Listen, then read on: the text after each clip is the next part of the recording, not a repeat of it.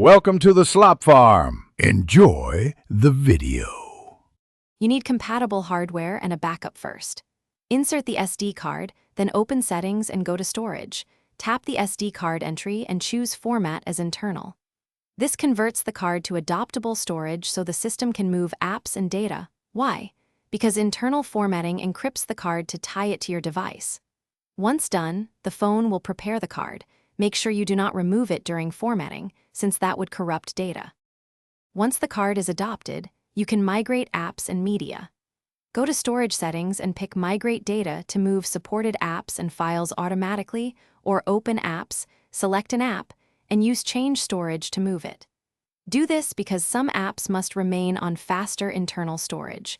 Move large, non-critical apps first. Make sure to monitor progress.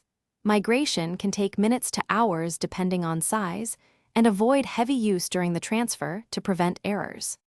You should verify success by checking storage shows combined internal and SD space, then launch several moved apps to confirm performance. If you want new installs on the SD card, set the default app install location where available or move apps manually.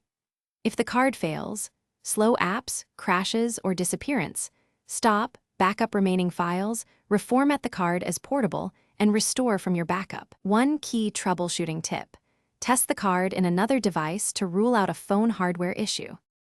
Thanks for watching. Consider subscribing if we helped you today.